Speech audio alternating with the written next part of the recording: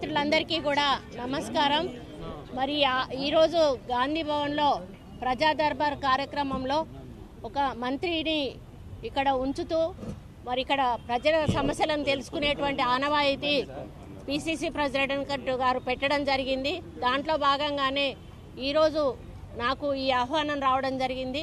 మరి దాన్ని దృష్టిలో పెట్టుకొని ఈ రోజు వచ్చి ఇక్కడ ఉన్నటువంటి ప్రజల సమస్యలన్నీ కూడా తీసుకొని మరి వాటిని ఎండార్స్ చేస్తూ సంబంధిత అధికారులకు మరి డైరెక్షన్స్ ఇస్తూ ఫోన్లో మాట్లాడుతూ అవి ఇమ్మీడియట్గా చేయాలని చెప్పి వారికి ఆదేశించడం జరిగింది। ముఖ్యంగా మరి అందులో వచ్చినవన్నీ కూడా ఎక్కువగా రేషన్ కార్డ్స్, హౌసింగ్ స్కీమ్స్, కుట్టు మెషిన్లు ఇటువంటివి మాత్రము ధరణి, అదేవిధంగా మన యువ వికాసం ఈ యొక్క ఎక్కువ అప్లికేషన్స్ ఇవే వచ్చాయి। ఈరోజు టోటల్గా 110 అప్లికేషన్లు వచ్చాయి।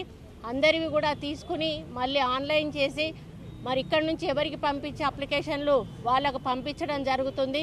కాబట్టి భరోసాతో అక్కడ ప్రజాభవన్లో ఆ కార్యక్రమం జరుగుతుంది, ఇక్కడ గాంధీ భవన్లో ఈ కార్యక్రమం కూడా ప్యారలల్గా జరుగుతున్న సందర్భంలో మరి అధికారంలో ఉన్నటువంటి కాంగ్రెస్ పార్టీ మీద, రేవంత్ రెడ్డి గారి నాయకత్వం మీద నమ్మకంతో, మా మంత్రుల మీద నమ్మకంతో ఈ గాంధీ భవన్కు కూడా చాలామంది పెద్ద ఎత్తున తరలి వచ్చి వారి అప్లికేషన్లు ఇవ్వడం మా మీద ఉన్న నమ్మకానికి నిదర్శనంగా నేను తెలియజేస్తూ ఉన్నాను।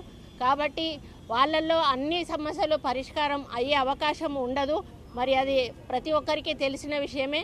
కానీ ఏదైతే అవకాశం ఉన్న పరిష్కారానికి అవకాశం ఉన్న అప్లికేషన్ ఉంటుందో అది 100% కూడా పరిష్కారం చేయబడుతుంది అని కూడా ఈ సందర్భంగా తెలియజేస్తూ మరి వచ్చిన వాళ్ళందరినీ కూడా మరి మేమందరం కూడా చాలా రిసీవ్ చేసుకొని వాళ్ళ కష్టాలు మొత్తము విని వాళ్ళకు మళ్ళీ ఎక్స్ప్లెయిన్ చేసి వాళ్ళను ఎండార్స్ చేసి వాళ్ళ అప్లికేషన్లు వాళ్ళకి ఇచ్చి పంపించడమే కాకుండా మేము గాంధీ భవన్ ద్వారా పంపించేటివి కూడా పంపిస్తాము।